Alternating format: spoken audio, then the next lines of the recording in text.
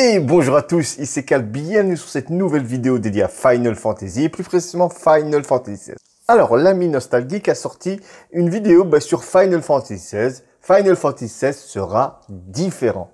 Et franchement, je suis impatient de regarder cette vidéo. Vous êtes nombreux et nombreuses à me demander une réaction sur cette vidéo. Voilà, c'est normal, Final Fantasy, c'est mon domaine. Et surtout, Nostal fait du travail de ouf. Et c'est avec un plaisir que je vais regarder cette vidéo. Non, moi je voulais, à la base, aujourd'hui, ce soir, je voulais faire un live, mais demain, on est vendredi, je dois préparer mon départ à la Pixel Day, je dois ramener mes enfants chez ma belle-mère, etc. Et je sais pas si j'aurai le temps de faire un live. Alors je me suis dit, je vais regarder la vidéo tranquillos et en faire une réaction comme ça. Ceux qui m'ont demandé, franchement, sans déconner, vous étiez quand même... Allez, une cinquantaine à me demander. Et moi, tant mieux. De toute façon, je dois quand même regarder la vidéo. Nostalgique, si tu regardes cette vidéo, je te remercie d'avance parce que je connais ton travail. Et surtout, quand tu parles de Final Fantasy, moi, je suis là. Et j'espère que tu vas répondre à une question ou seulement donner ton avis au sujet de chaque Final Fantasy est différent et beaucoup de fans, malheureusement, restent bloqués sur ce sujet. Si c'est Final Fantasy, c'est pas un jeu au tour par tour, ça marche pas. C'est pas un Final Fantasy. Alors que Final Fantasy, c'est le changement depuis Final Fantasy 2. Il y a toujours eu du changement. Il y a toujours eu de l'évolution. On dit, Sakaguchi, Kitase, ils ont bien dit que un Final Fantasy va être différent d'un autre parce que on veut la vision du producteur, du réalisateur qui vont faire ce Final Fantasy. Alors, comment un Final Fantasy peut être l'égal d'un autre? Voilà, moi, je suis curieux de savoir quel argument il va mettre en avant, parce que j'ai vu ses tweets sur Twitter, il m'a bien fait rire. Et je sais que je vais kiffer, on va pas perdre plus de temps. C'est parti, on va mettre le gros casque et on va commencer. 1, 2, 3. Final Fantasy est sans doute le jeu qui a tout changé. Nous avons ressenti un vent de changement. Voilà, ça commence bien. Un vent de changement. Nous faisons quelque chose de nouveau. Nous écrivons l'histoire. Kitase. Voilà. Quelque chose de nouveau à chaque fois. On est d'accord là-dessus. Mais c'est surtout les arguments qu'il va donner, qu'il va mettre en avant, qui m'intéressent. J'aimerais qu'on commence cette vidéo sur Final Fantasy XVI par causer un peu de Final Fantasy VII. Parce que vous le savez pertinemment, il s'agit sur bien des points du jeu qui a absolument tout changé. Pour Square, à l'époque Squaresoft, pour le jeu de rôle, pour le jeu vidéo. Exploration d'un nouveau territoire du point de vue narratif déjà, avec une tonalité plus mature pour l'époque dans un setting moderne parcouru de thématiques environnementalistes, mais aussi du point de vue technologique. L'irruption de la 3D polygonale dans le monde autrefois bien rangé du jeu de rôle, ainsi que de cinématiques en images de synthèse permises par l'adoption du support CD, apanage de la toute nouvelle PlayStation, donné pour l'année 97 et pour le futur, au-delà de ce que pouvait être un jeu vidéo. À l'époque, Final Fantasy était considéré comme enfantin, similaire aux dessins animés pour enfants en Occident. Tout a changé avec FF7. Ce n'est pas pour rien qu'il reste encore à ce jour l'épisode le plus représenté dans la pop culture, en même temps que le mieux vendu. Il a modernisé une typologie de jeu bien connue et immensément populaire à cette époque au Japon, en allant bien au-delà de ce qu'on pouvait en attendre. À partir de là, la licence qui n'était au milieu des années 80 qu'un projet de la dernière chance pour Hironobu Sakaguchi, ce jeune développeur enchaînant les échecs et mettant ses ultimes espoirs dans cette licence au double F, la fantaisie finale, avait enfin trouvé sa voie. Elle n'était plus condamnée à rester dans l'ombre relative d'une saga autrement plus populaire comme Dragon Quest et pouvait mieux s'exporter à l'international. D'une certaine manière, le succès foudroyant de 7 a posé, plus que les 6 épisodes précédents, les codes, ainsi que les idéaux que la licence se devait de poursuivre pour l'avenir. Une constante poursuite du bouleversement, d'une quête d'aventure toujours plus spectaculaire et cinématique, en accompagnant les innovations technologiques. Une franchise évolutive, change-forme, dont la remise à plat à chaque épisode numéroté va bien au-delà du simple changement d'univers. Aujourd'hui, dans cette vidéo, je veux bien entendu revenir sur les images qui ont été récemment montrées de Final Fantasy XVI, mais aussi et surtout discuter de ce que Final Fantasy est, représente depuis les années 80 dans l'esprit de ses créateurs. Et la chose vous surprendra peut-être, mais depuis le tout début, une chose est claire et transparaît dans chaque interview des grandes têtes pensantes de Square, à commencer par Sakaguchi himself. La licence échappe à la classification. Il n'y a Génialissime. Voilà, Final Fantasy échappe à la classification, ce qui veut dire que chaque Final Fantasy est différent et n'est pas enfermé dans un moule. Excellentissime. Il y en a encore qui me disent dans les commentaires je leur sors des phrases de Sakaguchi, de Kitase, les créateurs, ceux qui s'occupent de Final Fantasy. Et elle dit non, tu mens. Il y en a même un, il m'a dit, mais eux, ils savent pas de quoi ils parlent. On parle seulement des créateurs de Final Fantasy. Mais juste ça. C'est un truc pas de formule Final Fantasy dans la mesure où elle consiste en un constant renouvellement. Il ne s'agit pas juste de faire des jeux de rôle aux histoires et personnages différents, mais de véritablement repenser en permanence les façons de faire des jeux. Même pas fondamentalement des jeux de rôle, juste des jeux. Considérer que le prochain épisode numéroté de la franchise ne ressemble pas à un Final Fantasy, c'est paradoxalement se prouver à soi-même le respect des grands principes directeurs de la série. Final Fantasy XVI sera différent, parce que tous les Final Fantasy sont différents. D'être différents. Bonjour à tous, c'est Nostalgeek, et aujourd'hui nous partons pour valider... C'est un truc de fou! Magnifique! Excellent, voilà!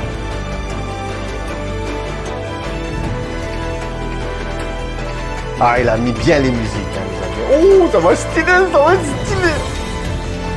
Benedicto.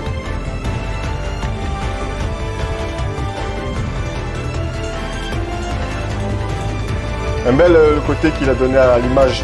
Elle est un peu noircie, mais les blancs, ils sont quand même un peu, tu vois, ils ressortent bien, tout en mettant des... C'est stylé. Come to me, it's very tasty. On va kiffer.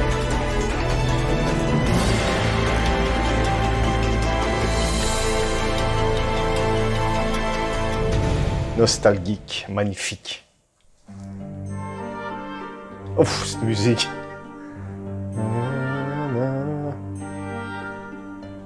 Final Fantasy XVI sera un épisode important. Stylé! Bonjour à tous, je suis Tetril et c'est avec grand plaisir que j'ai répondu à l'appel de Nostalgeek pour vous parler plus en détail du très nouvel épisode de la franchise. Pour les personnes qui ne me connaîtraient pas, je crée essentiellement des contenus en rapport avec les jeux de rôle japonais. Et bien entendu, je pense que vous vous doutez que la question du 16e opus de la saga Final Fantasy a été décortiquée en long, en large et en travers de mon côté. Pourquoi Final Fantasy XVI occupe une place aussi importante à l'aube de sa sortie? Qui sont les grands noms derrière ce nouvel épisode? Comment peut-on définir ce qu'est un Final Fantasy? Tant de questions auxquelles nous allons tenter d'amener notre expertise, mais aussi notre vision. Avant toute chose, je vous propose d'en apprendre un peu plus sur l'univers dans lequel prend place Final Fantasy XVI. Ils vont faire un petit récap. C'est bon, ça, c'est choisi pour ce nouvel opus se nomme Valisthea, un univers façonné autour d'une thématique récurrente de la saga, celle des cristaux. Une ressource tellement précieuse que les capitales des grandes nations du monde se sont bâties autour de ces formations, leur garantissant un accès privilégié à une ressource essentielle pour garantir la sécurité, la prospérité et la survie de leur royaume, l'éther. Et l'autre grand atout sur lequel peuvent compter les nations, et leur garantir une aura militaire et politique, ce sont les primordiaux. Définis comme des invocations, des chimères, des espers, des éons ou des Guardian Force au fil des opus. Même le nom des chimères, ils n'arrêtent pas de changer. Sont les entités les plus puissantes sur le sol de Valisthea. Pour exister dans ce monde, les primordiaux résident dans le corps de simples habitants que l'on nomme alors des émissaires. Du fait de la puissance qui est en eux, les émissaires ont un statut tout particulier. La plupart des royaumes accordent une place politique et militaire importante aux élus des primordiaux, tandis que certains, comme le royaume de fer, exécutent tous les émissaires qui viendraient à naître sur leur terre. Ce contexte politique présente assez bien les enjeux qui vont occuper une place centrale dans ce 16e épisode. Les cristaux sont une ressource vitale pour la survie des royaumes, et les émissaires représentent un atout majeur pour chaque nation qui voudrait asseoir sa dominance. Mais malgré une paix fragile, les tensions entre les royaumes semblent ravivées par une maladie prenant de plus en plus d'ampleur, le fléau noir. Un mal qui sera central dans l'univers de Final Fantasy XVI et qui sera un des moteurs de l'intrigue politique et militaire, forçant les nations à sortir de leur passivité. Je me permets de ne pas vous dévoiler davantage de l'intrigue du jeu et de ne pas détailler les personnages qui prendront part à cette aventure, car à mon sens, les détails peuvent très rapidement rentrer dans la catégorie du spoil, et ça serait bien dommage de gâcher la surprise. D'autant plus que les cuisiniers au fourneau de cette recette n'en sont pas à leur coup d'essai, et je vous propose de parler des grands noms à l'œuvre sur ce 16e épisode.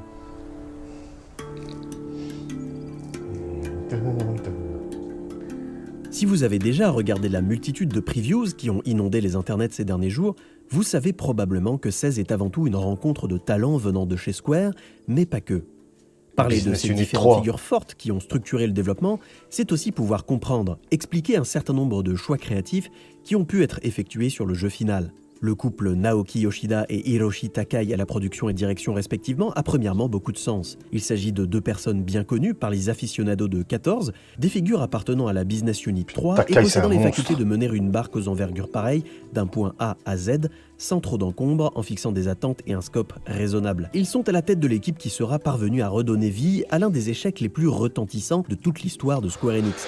Quel Ils ont fait par-dessus le boulot! marché le jeu le plus rentable de la firme. On le devine au prix d'une quantité de travail et de crunch plus que conséquente. Si ce n'est pas déjà fait d'ailleurs, je vous invite à regarder ma vidéo sur le sauvetage de FF14 pour en savoir plus à ce sujet. La transparence de Yoshida dans sa communication sur par exemple le simple fait que le jeu soit à peu de choses près fini depuis bientôt 1 an et dans une phase de polish qui tend à éviter le besoin d'un patch Day One doit déjà vous en dire pas mal. Et tous les fans de 14 un minimum investis vous diront sans souci qu'avoir... Voilà, rien que ça, ça fait presque plus d'1 an, comme il a dit, que Final Fantasy XVI, il est terminé. Ils sont, jusqu'en juin, ils sont en peaufinage, d'accord? Ça veut dire qu'ils sont en train d'améliorer de corriger les bugs, et surtout d'améliorer encore et encore le jeu. Ça prouve l'investissement qu'il y a eu dans le jeu, ça prouve le fric qu'a mis Square Enix, la confiance qu'il a donné à Takai et à Yoshida. Mais bien sûr que moi je suis on ne peut plus confiant quand j'ai vu le miracle de Final Fantasy XIV. Alors que là, ils ont un jeu solo narratif, d'accord? Et ils ont eu carte blanche. Mais bien sûr que ça va déchirer, mais bien sûr. Une direction comme celle-ci, sans pour autant être un gage assuré de qualité, sera certainement celui d'obtenir un produit fini et complet, ce dont la licence a grand besoin après 15, qui était plus ou moins arrivé en puzzle. Toujours de cette même équipe, l'on retrouve Michael Christopher Kojifox à la tête de l'équipe de localisation. Et on pourra me reprocher de parler de lui avant d'autres figures, se chargeant du combat ou du monde, mais tout ça a son importance. Premièrement, le monsieur a toujours été une sorte de couteau suisse chez Square, assurant la qualité des traductions sur 14 bien entendu, mais s'impliquant dans la plupart des aspects créatifs des gros projets de la Business Unit. Deuxièmement, il a été particulièrement central dans ce qui concerne la partie narrative de 16. Dans une interview réalisée par Wasiagana TV, par la suite relayée par DualShockers, Yoshida a expliqué que le doublage du jeu avait été réalisé en premier lieu par des acteurs de doublage anglais. À l'accent britannique, afin d'apporter une saveur toute particulière au dialogue. Cela suppose bien entendu de superviser de façon extrêmement fine la traduction du scénario, naturellement écrit lui en japonais, afin que toutes les émotions, toutes les grandes idées, toutes les tonalités dramatiques puissent être reflétées dans le jeu final. Ce qui, dans un jeu de rôle, est d'autant plus primordial, sans mauvais jeu de mots. C'est ce qui fait finalement de Kojifox un acteur majeur de la narration du jeu, et qui explique d'ailleurs qu'il soit aussi crédité dans ce domaine. On retrouve Hiroshi Minagawa à la supervision de la direction artistique, ce qui encore une fois est lourd de sens. Le monsieur était certes de la troupe 14, mais c'est surtout son travail sur le look de Tactics Ogre, Final Fantasy Tactics, Vagrant Story et Final Fantasy XII que je veux évoquer ici. En bref, il a participé à l'établissement de ce style artistique si particulier qui a donné leur identité au jeu de Yasumi. Voilà, c'est le mec qui s'est occupé de créer le monde d'Ivalice, quoi. C'est juste monstrueux. Grâce à ce mec, Matsuno, il a pu faire des jeux de ouf. C'est une équipe de malades, franchement. Génial. Des titres qui, surtout à leur époque de sortie, avaient drastiquement tranché avec tout le reste de la production de Square, en posant des tonalités beaucoup plus matures, des enjeux politiques forts, des histoires qui constituaient de véritables drames aux consonances théâtrales, inspirés par Shakespeare ou de la littérature fantasy plus moderne, comme Game of Thrones. Et sans vouloir trop m'avancer pour le moment, il y a certainement un retour de cette tonalité dans ce qu'on a pu voir des dialogues, par exemple, de 16. Your king needs me. I'm all for building a new world. Just not his. That bastard's dreams are as twisted as c'est stylé en anglais. C'est stylé, même si je vais le jouer en français, mais je vais le faire d'office en anglais. And this is how you speak of him. Have you no shred of loyalty? What? To a leader who'd use me? Like he uses you. Je parle des dialogues ici parce qu'il y a, je trouve, une cohérence particulière entre les environnements qui ont été montrés, ce continent médiéval fantastique, ravagé par une guerre sans fin autour de la domination des cristaux par différentes grandes maisons. D'ailleurs, si ça vous situe pas tout de suite les influences évidentes de la chose, je vous rappelle que le personnage principal est un beau brun ténébreux à la voix caverneuse qui se promène avec un chien loup, et le ton général de cette histoire. Étant un grand amateur des univers de Matsuno, je peux vous dire que l'attente est insoutenable. Coucou Kodor. Et coïncidence, alors qu'en fait pas du tout, c'est Kazutoyo Maehiro qui se voit confier la tâche de directeur créatif. Comprenez l'écriture du scénario et la supervision de l'ensemble des aspects qui donneront vie à l'univers. C'est en effet une évidence de le retrouver aux commandes ici parce qu'à la manière de Minagawa, c'est son travail sur, je vous le donne en mille, FF Tactics, Vagrant Story et FF12 en tant que designer qui le démarque, en plus de son travail de scénariste sur 14. À noter une fois encore qu'il est souvent évoqué dans les différentes conférences sur le jeu que Maehiro et Koji Fox bossent main dans la main sur l'aspect narratif, donnant bien l'impression d'une structuration collaborative du développement. Magnifique. Et il s'agit du moment de la vidéo où je vais probablement paraphraser Atomium, mais nous retrouvons bien sûr Masayoshi Soken avec, on le devine, sa vaste équipe d'assistants compositeurs et autres arrangeurs à la musique. Ce qui, une fois encore pour les fans de 14, est une excellente nouvelle. Notez qu'à ce moment, je devrais pouvoir être en mesure de vous faire écouter les travaux du monsieur, mais que pour des questions de droit d'auteur, eh ben, voilà. je peux pas. La politique de Square en matière de droits musicaux consistant régulièrement à adopter les pires idées puissant être inventées par le genre humain. C'est bien simple, Soken se voit ouvrir avec 16 une porte vers de nouveaux horizons. Et pas seulement ceux du MMO acclamé par la critique. Le monsieur a le même potentiel créatif pour l'avenir qu'un Uematsu ou même qu'un Yasunori Mitsuda, ce que vous êtes libre de croire sur parole ou pas, et possède un talent encore trop confidentiel à l'heure actuelle. Le genre de personne qui peut avec sa musique vous prendre à la gorge et vous mettre au sol avec 3 ou 4 notes de piano. Je vous le confirme.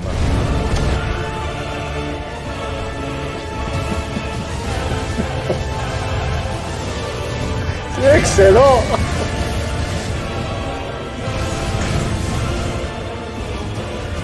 Il y a des gens ils disent les musiques d'FF16 c'est de la musique quoi. Oh, il n'y a rien d'exceptionnel.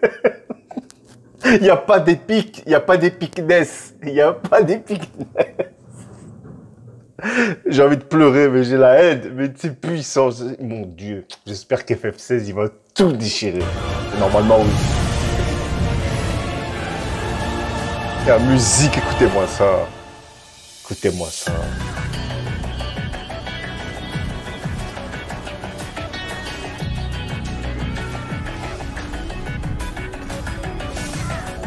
Et finalement vient Ryota Suzuki, sur lequel je vais m'attarder un brin. Le monsieur a bossé chez Capcom pendant près de 20 ans sur notamment Devil May Cry 4, 5 et un petit jeu assez méconnu dont vous avez peut-être entendu parler sur cette chaîne ou ailleurs, Dragon's Dogma. Je cite ces derniers jeux chez Capcom parce que j'ai fait les jeux susnommés déjà, mais ensuite parce qu'on ne peut pas leur enlever une chose. Leurs systèmes de combat respectifs sont parmi les meilleurs dans l'industrie au global. Suzuki est un de ces rares créatifs capables de concevoir une bagarre d'une part nerveuse et bien rythmée, mais d'autre part qui peut rentrer en parfaite corrélation avec un style de jeu RPG, comme dans le Dogme du Dragon.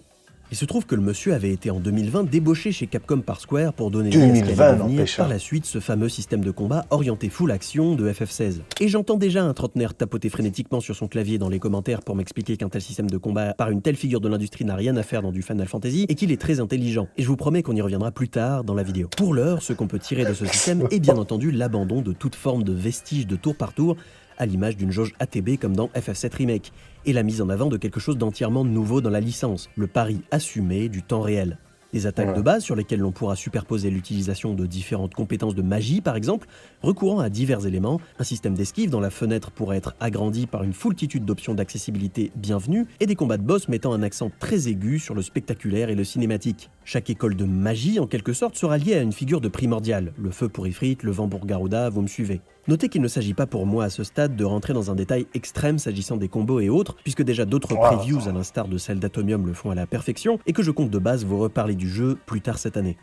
Notons tout de même pour la forme la recherche de ce spectaculaire constant, sur lequel on reviendra, s'illustrant par exemple dans la séparation des différentes phases de boss par de grosses séquences cinématiques avec le QTE, ou sur ces fameuses confrontations de primordiaux, les Icon Fights, qui précisément à cause de cette recherche de l'impressionnant se voudront beaucoup moins techniques, mais pour mieux mettre en avant leur aspect démesuré, ouais, c'est ça, brutal, voilà. et il faut le dire, impressionnant.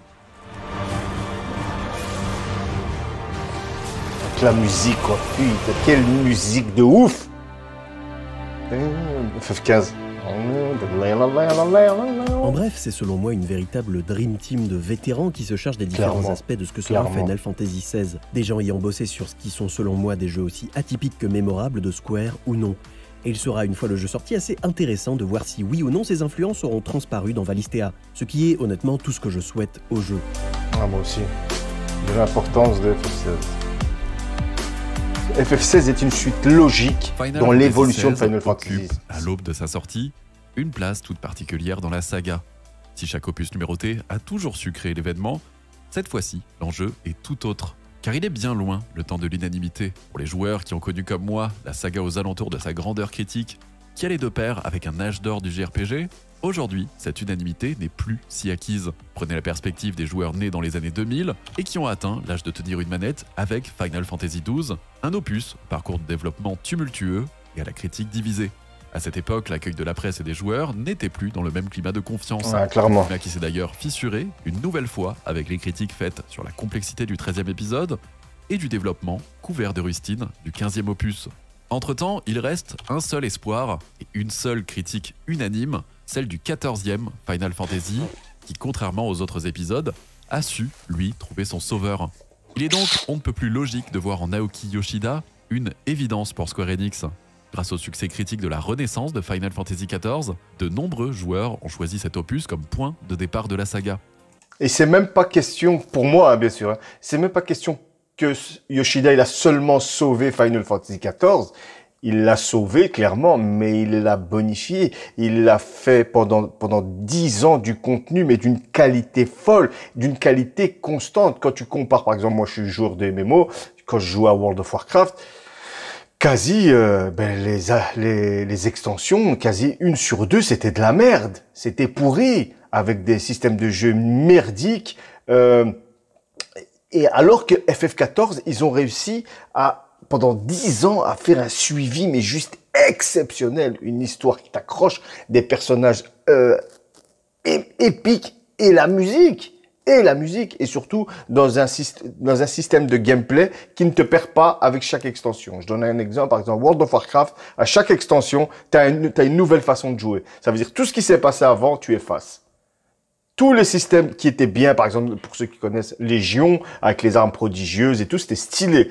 C'est effacé avec l'extension suivante.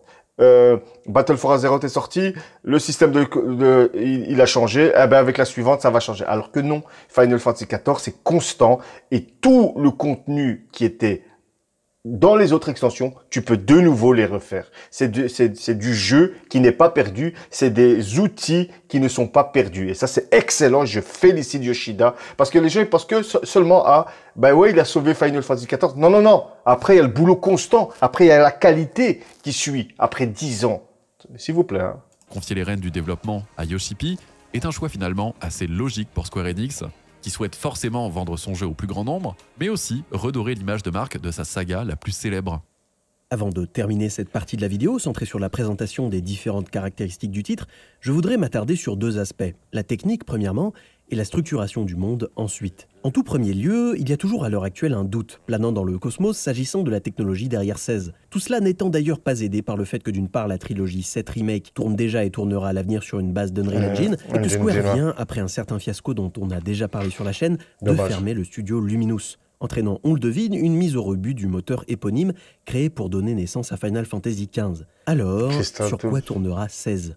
Gardez à l'esprit que rien de ce qui va être annoncé ici tient de la vérité absolue, que nous sommes sur de la belle spéculation guidée par différents témoignages de devs qui ont pu me renseigner sur le sujet, mais je pense à l'heure actuelle avoir une idée assez claire sur la question. Final Fantasy XVI sera supporté par une nouvelle technologie, en quelque sorte. Il s'agirait en théorie du moteur de Final Fantasy XIV, qui était lui-même une relecture ou évolution de ce qu'était l'usine à gaz Crystal Tools, en partie responsable de l'échec initial du MMO, et qui avait failli mettre Square sur la paille pendant toute une génération de consoles. Un outil familier donc pour les équipes de la Business Unit 3, mais drastiquement modernisé et hybridé avec des éléments tirés de feu Luminous, ce qui permettrait une implémentation de physique et de tout un tas de techniques de render propres aux jeux vidéo modernes.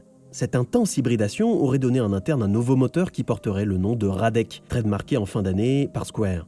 Et si l'on reviendra sur la relation toute particulière qu'a pu avoir Square Enix avec la technologie de pointe tout au long de son existence, je conclurai ici en vous disant que je trouve assez rassurant de voir la compagnie miser sur un outil développé en interne pour donner vie à un jeu de cette envergure, là où tout le reste de l'industrie abandonne moteur sur moteur pour se mettre à Unreal.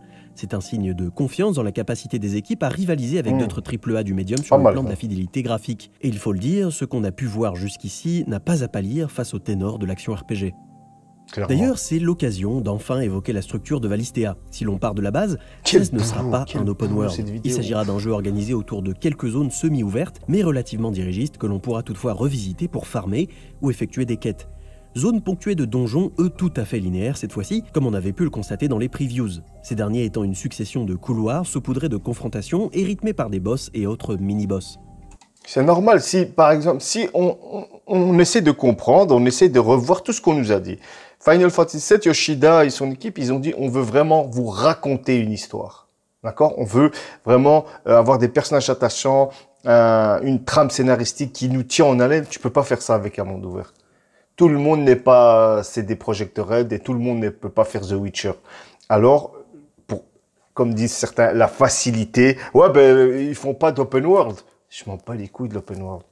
Je m'en bats les couilles de l'open world. L'importance pour moi dans un Final Fantasy, c'est l'histoire, c'est les personnages, l'ambiance qu'elle dégage. Et un open world, c'est très compliqué à mettre en place. C'est très très compliqué à mettre en place avec une histoire cohérente, avec un feedback qui se suit. C'est hyper dur. Et Square Enix, ils savent pas faire ça. Ils sont pas équipés pour ça. Même maintenant, Nintendo avec Tears of the Kingdom, on voit, ils reprennent les assets de Breath of the Wild, mais on voit qu'il y a une trame. On voit que le scénario est important. Ils ont beaucoup mis ça en avant et c'est cool. Et moi, le fait que les donjons soient des couloirs, c'est pas grave. Si ça permet au récit de bien avancer, d'être fluide. Regardez Final Fantasy Remake. Pourtant, on a l'histoire de Final Fantasy Remake, mais elle a été mise au banc du top. Pourquoi? Ben parce qu'on a eu de la linéarité. Il n'y a pas eu de monde ouvert parce que ils se sont concentrés sur l'histoire. Ça prouve que même Final Fantasy VII change avec le remake. Ils auraient pu faire comme le 7. Non, ils ont décidé de prendre des risques, encore une fois, et de nous faire un Final Fantasy VII remake qui se porte sur l'histoire, qui pose ses couilles, désolé pour vous le dire, avec un jeu linéaire, mais dont l'histoire, la façon de nous raconter un récit est juste épique. Ça prouve encore une fois que Square Enix est dans le changement, ne reste pas bloqué dans un truc comme ils disent les autres, une classification. Non, même FF7 qui a cartonné, ils l'ont changé avec le remake pour une évolution. Ça prouve que chaque FF évolue. Et puisqu'il a insisté pour vous donner quelques réflexions à ce sujet, permettez-moi de passer la parole à ce bon Pierre Lovati pour qui vous connaissez mon admiration. Ce dernier a quelques pistes intéressantes pour justifier la philosophie je suis curieux de savoir ce qu'il va dire. du jeu, en plus de les rattacher à l'identité de Final Fantasy. Ce sera aussi l'occasion de terminer cette partie de présentation et de commencer à causer de la licence au sens large. Alors que Final Fantasy XVI peut paraître en rupture avec les jeux précédents de la firme, laissez-moi vous conter pourquoi, au contraire, il s'inscrit de manière plutôt fidèle dans la série. Quand on comprend comment se construisent les donjons et autres zones ouvertes du titre, on réalise qu'il suit une route instaurée il y a plus de 20 ans, notamment sur un travail de passing propre à la saga Final Fantasy. Par passing, on désigne le cheminement d'un joueur lorsqu'il est in-game, en interaction avec l'espace et avec les éléments du décor. Ce rythme accordé à la progression dans le titre. Depuis Final Fantasy X et l'avènement de la 3D en temps réel, les équipes de Yoshinori Kitase, papa protecteur de la licence, ont concentré leur notion d'avancée, en créant des aventures linéaires ne permettant pas le retour, ni véritablement d'errance, non, une forme de dirigisme qui va d'ailleurs être sujet à toutes les critiques dans le fameux Final Fantasy XIII. En 2009, il fait du couloir sa rhétorique, poussant l'aventure à être toujours plus linéaire, pouvant être ressentie même comme enfermante, étouffante, et tout ça pour coller au caractère de paria de notre équipe, pour qu'en fin de partie, la grande zone ouverte Grande Pulse soit vécue comme une libération. Alors travailler sur un jeu couloir, c'est déjà suivre une méthode propre au studio, à Square Enix, se positionner en héritier de ce savoir-faire, mais également approcher le genre action, particulièrement les TPS cover shooters, comme le maîtrise si bien Naughty Dog sur Uncharted ou Last of Us, premier du nom. Ah, mais c'est ce qui permet d'avoir une bonne narration. Circoncis et cinématographique, qui permet de contenir son histoire, de la délivrer de manière frontale et dense en maîtrisant le rythme. Ce que ne permettraient pas les aléas d'un monde ouvert. Et au sein de ce que j'ai dit juste avant. Le jeu qui incarne parfaitement cette philosophie, c'est évidemment voilà, c'est ce que je disais. Qui a épousé cette formule linéaire. Un jeu produit par... Tiens donc, Kitase justement, qui dans son déluge d'effets spéciaux contient le joueur la plupart du temps dans des couloirs. Ah, qu'est-ce que je disais? Ce qui peut paraître réactionnaire, surtout au vu du travail d'ouverture réalisé par son prédécesseur, le fameux Final Fantasy XV. Premier jeu open world numéroté de la série, il a à bien des égards été une anomalie pour la saga. Tant Hajime Tabata, son directeur sur les 3 dernières années du développement du titre, y a insufflé beaucoup de sa personnalité bienveillante et pragmatique. Détruisant les structures pyramidales de développement à la japonaise, créant des groupes de travail par spécialité sans véritable hiérarchie, faisant se côtoyer des acteurs seniors avec des tout jeunes dans une certaine horizontalité que ne connaît peu ou pas le milieu. Final Fantasy VII Remake est à l'inverse un jeu boyau dans lequel on va d'un point A à un point B, poussé vers l'avant par le jeu, comme dans FF10, comme dans FF13, sans possibilité de retour, réalisé justement avec une équipe fidèle à Kitase. Alors oui, on a Nomura à la direction, mais on est surtout avec Naoki Hamaguchi et Motomu Toriyama. Deux proches collaborateurs du producteur, depuis FF10 pour Toriyama, jusqu'à la trilogie du 13e épisode pour les 2 collaborateurs. Et évidemment, en conservant cette structure archétypale qui a été complètement éclatée sur FF15 pour le développement du jeu. Et par cette hiérarchie, le jeu témoigne presque de son caractère légitime ou non, à être un Final Fantasy respectable. Alors il y a une relation avérée entre dirigisme et aventure cinématographique que la saga Final Fantasy perpétue depuis la PlayStation 2. C'est même devenu sa pierre angulaire. On reproche souvent à la série d'avoir osé le RPG couloir, faisant de la suite d'ailleurs de FF13, le fameux FF13-2, un jeu particulièrement morcelé, se jouant à l'inverse d'espaces segmentés, désordonnés, comme un pied de nez aux critiques.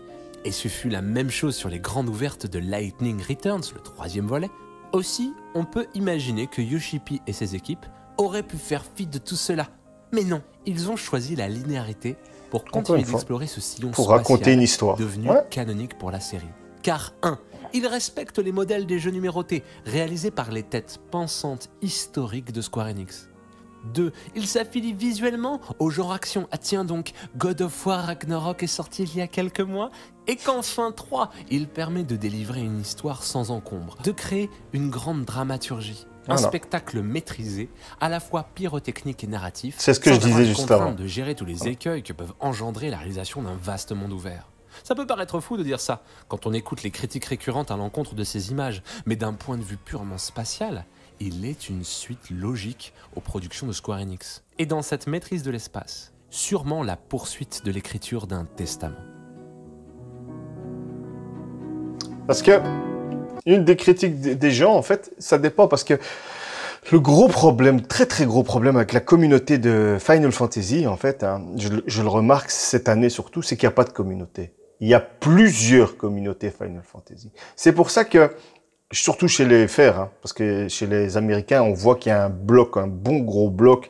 Chez les FR, le problème, c'est que on se bat entre nous, en fait. Au lieu d'avoir une communauté Final Fantasy, il y a des communautés Final Fantasy. Et pour moi, c'est un très gros problème. C'est un très gros problème. Ça veut dire que jamais, en fait, c'est impossible que tout le monde se regroupe derrière Final Fantasy. Non, ils vont se regrouper derrière Final Fantasy de 1 jusqu'à 9, ou même le 10, parce que c'est du tour par tour. Et après, le tour par tour, une fois qu'on arrive au 12, et c'est une autre type de communauté. Et ça c'est chiant.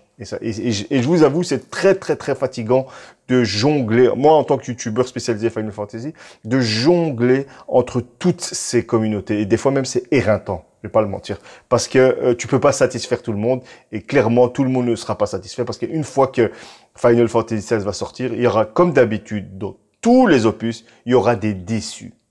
Il y aura des déçus qui vont pleurer, qui vont chouiner, alors qu'un Final Fantasy sort, on devrait tous être derrière lui. Ben non, c'est comme ça.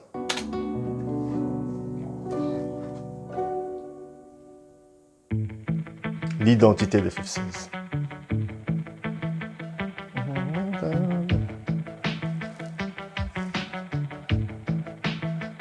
J'ai cité longuement FF7 dans l'introduction de cette vidéo. Et ça normal, tout le monde le connaît. Parce que quand l'on cherche de façon aussi ambitieuse que vaine à répondre à la question « Qu'est-ce que Final Fantasy ?», 7, qui reste, je le rappelle, l'épisode numéroté le plus populaire et le mieux vendu, aura non seulement donné ses premières lettres de noblesse à la franchise, mais aussi donné à ses concepteurs des clés pour ce qui suivra.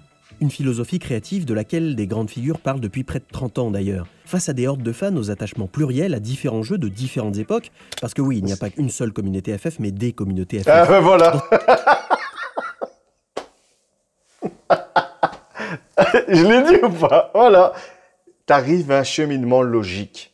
Quand quelqu'un, que ce soit nostalgique, T-Trail, Cepheus, moi, ou tous ceux qui s'intéressent à Final Fantasy et qui avancent dans la réflexion, qui font des recherches, qui étudient, qui lisent, qui s'intéressent à la fabrication d'un Final Fantasy, t'es obligé d'arriver à ces constats. C'est pas que je suis trop fort. Non, c'est parce que j'arrive au même constat qu'eux, à force de travailler sur Final Fantasy. C'est tout. Cette seconde partie de vidéo, je veux discuter dans un laps de temps criminellement petit de ce qu'on a vu de 16, mais à la lumière de ce que Square a pu nous servir depuis les années 90. Changement, poursuite du renouvellement, certainement. Ah, ça, c'est Fidélité intéressant, à ça. certains grands principes directeurs, paradoxalement aussi. Premièrement, et ça n'aura échappé à personne, la transition vers un système de combat entièrement focalisé sur l'action a pas mal fait grincer des dents sur les internets. Dans une certaine mesure, la subsistance de la jauge ATB et de la pause active dans FF7 Remake témoignait pour beaucoup d'une volonté de Square de faire honneur à l'époque révolue où le tour par tour était la norme. Dans le même temps, Ah, des Dragon c'est- Quest 11, des Persona 5, voire même des Pokémon ont bien prouvé que cette typologie de combat avait tout à fait sa place dans le médium encore aujourd'hui. Ouais, non, mais non, attends. On va arrêter parce que j'en ai marre. Je vais débunker ça parce que j'en peux plus. Il nous a montré quoi?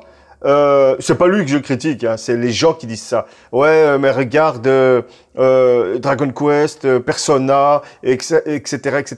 Eux, ils font du tour par tour. Ouais, mais eux, ils ont un style cartoons.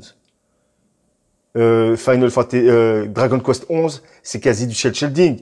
Persona, c'est du cartoon, c'est des dessins, c'est beaucoup plus facile à mettre en œuvre, c'est beaucoup plus facile à, comment je vais dire ça, le style animé cartoon, ça aide beaucoup à l'ambiance du tour par tour. Mais maintenant qu'on voit que Final Fantasy évolue dans des strates beaucoup plus réalistes, ben non, c'est pas logique de mettre un Final Fantasy avec ses graphismes réalistes, avec ce monde sombre, et nous mettre du tour par tour. Ça va casser le rythme du jeu, la narration, tu vois. Après, ils vont me dire, ouais, mais t'as bien vu Yakuza, ils ont fait du tour par tour, mais Yakuza, c'est vrai que c'est quelque chose de sérieux, mais on est content, on est dans une ville, c'est pas une grosse aventure comme Final Fantasy XVI. Il y a rien à comparer avec Yakuza Like a Dragon que j'ai surkiffé. Hein. Mais ça reste comique, ça reste un ovni. Yakuza Like a Dragon. Moi, quand j'y ai joué, j'étais perturbé parce que pour le fait que c'était en tour par tour, mais j'ai aimé parce que j'aime le tour par tour. Mais quand tu nous fais un Final Fantasy XVI au tour par tour, ça va casser le rythme. Ne comparez pas à des trucs qui sont fantaisistes dans le graphisme à du réalisme où veut aller Final Fantasy. Final Fantasy nous a ramené chaque fois de plus en plus de réalisme à partir du 10. Qui était très coloré, mais le 12, on avait déjà ce côté politique qui était déjà plus action. Et Final Fantasy XIII, écoutez, graphiquement, c'est excellentissime, c'est trop beau. On a ce côté noir aussi de l'intrigue, mais c'est dynamique. On a besoin d'aller cette fuite en avant. Et c'est pareil avec Final Fantasy XV. Et Final Fantasy XVI ne déroge pas à la règle. Alors dire que c'est plus du Final Fantasy, c'est-à-dire FF10, FF12, 13, 15, c'est pas des finales. Voilà. C'est n'importe quoi. Alors pourquoi s'affranchir complètement de tout ça pour aller vers quelque chose de différent, voire franchement différent, vu la vibe très Devil May Cry de la bête? Nous avons récemment constaté qu'à mesure que les technologies deviennent de plus en plus performantes, les personnages réalistes, la combinaison de ce réalisme avec l'artificialité du tour par tour casse l'immersion. Il y a une sorte de décalage qui... Je viens de le dire. Discret. J'aime beaucoup cette citation de Naoki Yoshida. Parce qu'en disant que 16 se place dans une certaine recherche de réalisme par rapport à d'autres jeux au tour par tour, pouvant adopter une direction artistique plus fantaisiste et stylisée, il se place en réalité dans une continuité de pensée qui ne date pas d'hier sur la licence. Déjà, l'irruption depuis FF4 de la fameuse jauge d'ATB témoignait depuis 91 d'une volonté de dépasser d'autant que possible la rigidité d'un système de combat au tour par tour pour en faire quelque chose de plus vivant et actif. Cette philosophie sera d'ailleurs modernisée dans 10 avec le tour par tour conditionnel qui détermine l'ordre d'action des personnages par leur niveau de hâte, puis dans 12 avec les gambits et 13 avec le système paradigme. Les choses restent peu ou prou les mêmes, sont toujours critiquées par les communautés, mais s'alignent vers toujours plus de dynamisme. Mais ensuite, il y a toujours eu une obsession chez Square à faire évoluer la licence en tandem avec les innovations technologiques, en faisant d'ailleurs à plusieurs moments de son histoire une véritable vitrine. Qu'on parle Clairement. de plans très cinématiques de 7 bricolés avec du précalculé et quelques polygones, ou du reveal initial des séquences de combat de 13, qui étaient en fait de la CGI, mais qui représentaient tout de même l'objectif visuel du studio à l'époque pour le système Paradigme, on conserve cette volonté profonde d'utiliser le hardware de la machine du moment au sommet de ses capacités pour proposer quelque chose de cinématique, de spectaculaire, même si cela doit se faire en dépit des mécaniques traditionnelles que l'on associe au genre du jeu de rôle. Le système de combat de 15 était d'ailleurs l'illustration ultime, au sens propre comme figuré, de cette façon de penser. Parce que vous l'aurez maintenant compris, tout ça va bien plus loin que le simple système de combat. Cette poursuite de nouvelles identités permise par l'augmentation de la puissance de calcul, elle s'illustre par cette fameuse démo technique de ce qui était à l'époque un hypothétique remake de Final Fantasy VII. Non. Ça, quand cette cinématique, en fait, la cinématique de Final Fantasy VII sur PS3, en fait, c'est Sony qui a commandé une démo technique pour montrer la puissance de la PlayStation 3. Voyez, et c'est pour ça qu'ils ont demandé à Square Enix, qui à l'époque faisait des cinématiques de ouf, ils leur ont demandé, faites-nous la cinématique d'intro de Final Fantasy VII PlayStation 1 sur PlayStation 3 pour montrer la puissance de la console de Sony. D'où le fait que cette cinématique est sortie. Et clairement, nous, à l'époque, on pensait à quoi? Ah, ben putain, c'est un remake. À la base, c'est une commande de Sony, de Square Enix, de nous faire une démo technique pour montrer la puissance de la PlayStation. Pour montrer la puissance supposée de la PS3. Voilà. Par cette autre démo du nom d'Agnis Philosophie qui annonçait la naissance du moteur Luminous, lui-même élaboré pour donner vie à un Final Fantasy en monde ouvert, ce qui était un bouleversement monumental des codes de la série. Par le shift funeste dans la seconde moitié des années 2000 de tous les projets de Square sur le moteur Crystal Tools, pour pouvoir afficher aussi promptement que possible une domination technique sur l'entièreté de l'industrie, par la présence de QTE entre les phases de boss, se positionnant à l'exact milieu entre recherche de cinématique et de l'action constante, et je pourrais continuer longtemps. Au lieu de perdurer dans ce qu'ils ont été, les jeux Final Fantasy évoluent autant que possible avec leur temps. Exactement. Et ça a toujours été le cas. Ça a toujours été le cas. Quand j'ai pris le contrôle de l'équipe sur 14, Kitase-san m'a dit la chose suivante. Final Fantasy est ce que ses créateurs à ce moment donné pensent que Final Fantasy doit être. Kitase, d'accord? C'est Kitase qui dit ça. Kitase, c'est le successeur de Sakaguchi. Et de toute façon, même Sakaguchi le disait. C'est-à-dire les gens ils ont créé Final Fantasy, qui s'occupent de Final Fantasy, ils disent une telle phrase. Final Fantasy est à l'image de l'équipe et de la personne en charge de la création. Voilà ce qu'on attend de Final Fantasy. Voilà le changement. Et c'est ce que tu devrais appliquer dans tes projets. Et finalement, c'est ce que nous faisons. Tenter de créer le meilleur Final Fantasy possible. Une chose que j'ai remarquée en parlant aux fans tout autour du monde pendant mon travail sur la série, c'est que la franchise se retrouve souvent enfermée dans certaines cases. Que c'est devenu une franchise de niche dans la mesure où ce sont juste des JRPG avec des personnages très animés, des ados qui sauvent le monde, et que c'est uniquement ce que sera la série dans le futur. Les gens se faisaient une image très étriquée de ce qu'ils croyaient qu'un Final Fantasy devait être. Et c'est la même chose du côté des équipes de développement. Ok, on fait un Final Fantasy, mais il faut qu'on fasse de cette façon spécifique, parce que c'est comme ça qu'on faisait par le passé. Ce qu'on veut montrer avec cette nouvelle génération de développeurs, c'est que le nom Final Fantasy veut dire que tout est possible.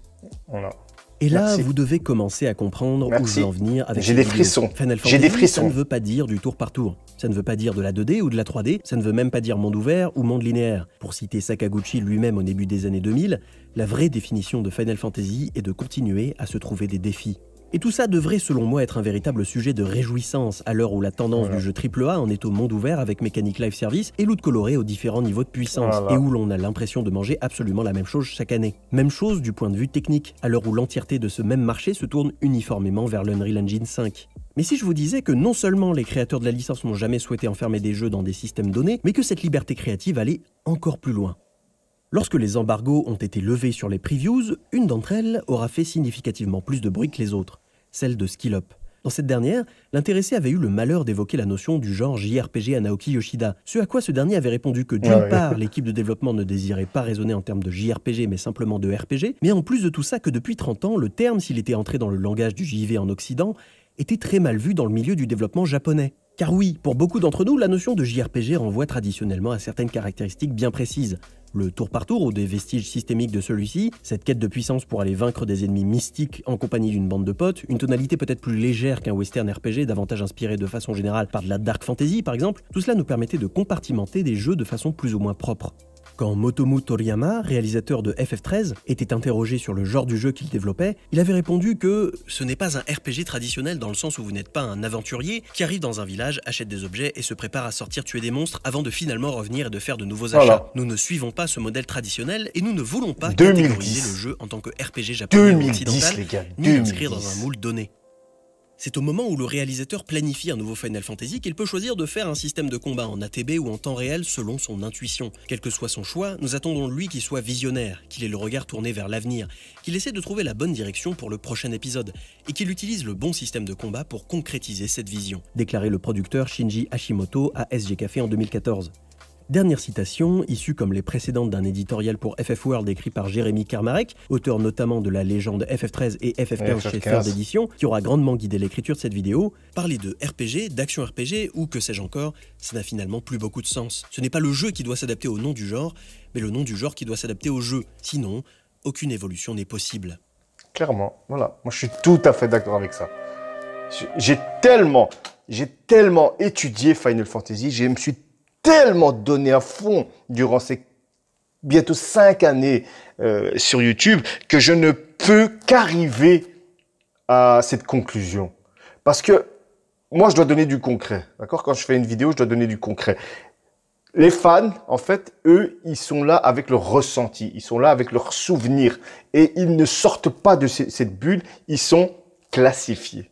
Hein? Ils ne s'ouvrent pas à l'évolution de Final Fantasy. Normalement, un fan, il devrait accepter que son jeu, que sa saga évolue. Mais l'affect est tellement fort qu'à un moment, comme je le dis, il est déçu. Et quand tu es déçu, c'est très difficile de revenir en arrière. Je ne les blâme pas. Je suis même triste pour eux qui n'arrivent pas à s'ouvrir. Mais c'est pas parce que une minorité de ces personnes crie très fort sur les réseaux sociaux que je vais abdiquer et que je vais dire « Ah ouais, ils ont raison ». Non, d'abord mon ressenti, d'abord mon avis. Et vu que j'ai étudié Final Fantasy, clairement, moi je peux dire que ça, c'est la vérité. C'est ma vérité avec tout ce que j'ai étudié, avec tout ce que j'ai fait durant ces 5 années sur YouTube.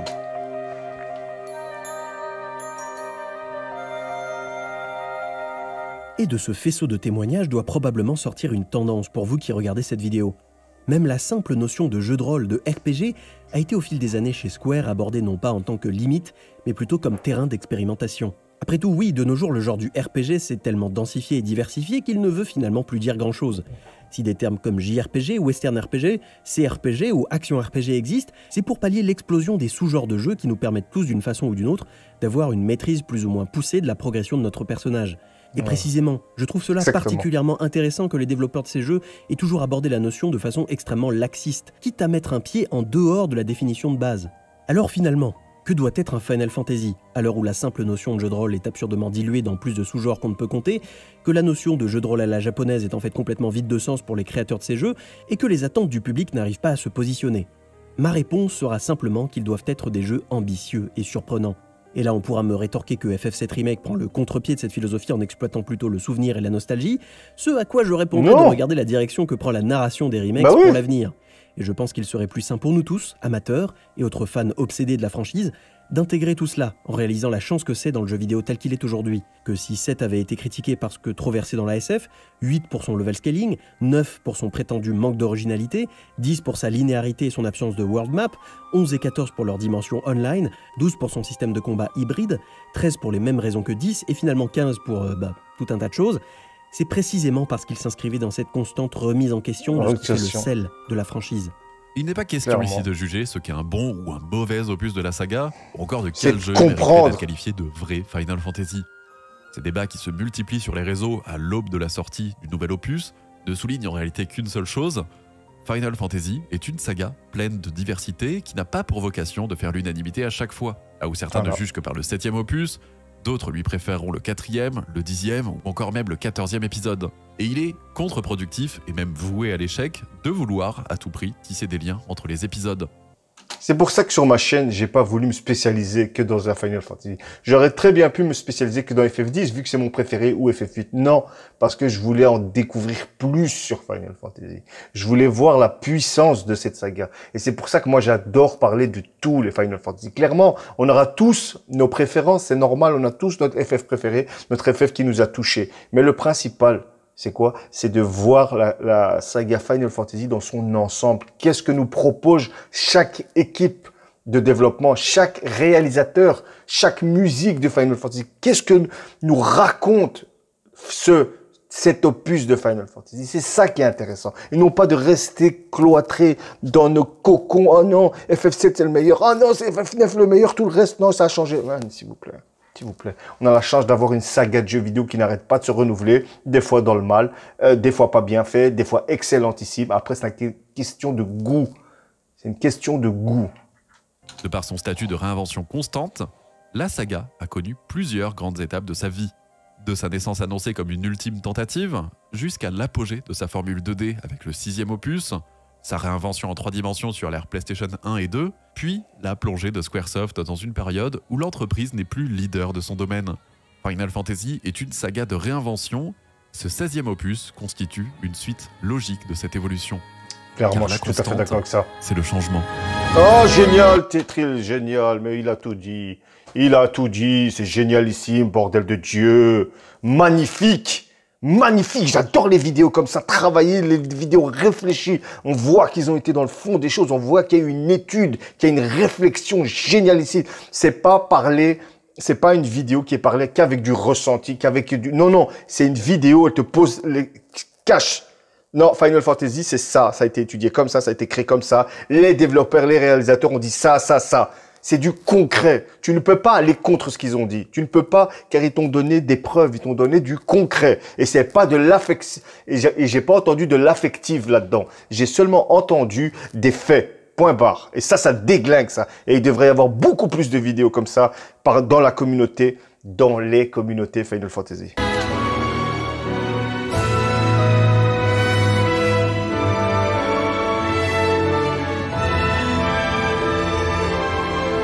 Excellentissime. J'ai adoré faire cette vidéo.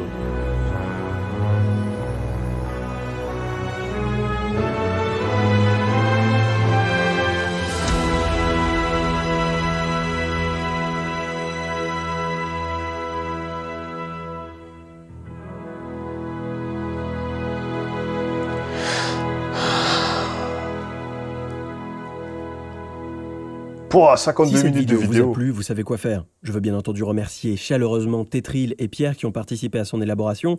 Ce qui était censé, comme d'habitude sur cette chaîne, être une toute petite vidéo qui est devenue une vidéo, je suppose, en enregistrant ce texte d'une 30aine de minutes. Leurs réseaux sont bien entendu en description. Je vous rappelle que les vidéos de la chaîne sont sponsorisées par vous, et uniquement vous, sur Patreon et Tipeee. C'est-à-dire pas par la vente d'un produit que je n'utiliserai pas moi-même. Si vous voulez soutenir ce travail, n'hésitez pas à checker la description. Du reste, je retourne faire du leveling dans le meilleur Final Fantasy, et je vous dis à très bientôt. Pas mal. Il n'a pas dit l'opus, il est resté jusqu'au bout dans le truc. Je donne pas mon avis, je reste vague dans le Final Fantasy, dans le meilleur Final Fantasy. Après, chacun va se faire son idée, chacun va avoir son Final Fantasy préféré et on est dans le ah c'est quoi son Final Fantasy préféré? Tu vas aller lui demander et tu vois ça crée une certaine communication. Franchement, Nostalgie, t'as tué. Franchement, excellentissime.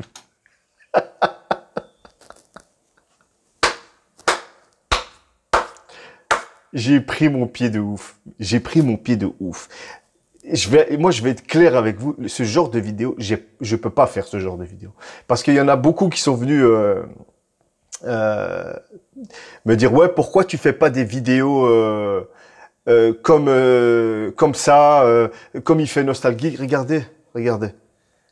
Écriture et production, Quentin Dijou, Samuel, avec la participation, c'est plusieurs personnes. C'est plusieurs personnes qui font des vidéos comme ça. Il n'est pas seul. Et on le sent. On sent qu'il y a une petite équipe derrière. Ça fait plaisir. Moi, avec la vie que je mène, je ne peux pas faire des vidéos de cette qualité. Les amis, moi, je propose un autre contenu Final Fantasy. Moi, j'aime raconter des histoires. Je pourrais faire du contenu comme ça. J'en ai déjà fait avec la création des Final Fantasy. Mais là, la réflexion va beaucoup plus loin.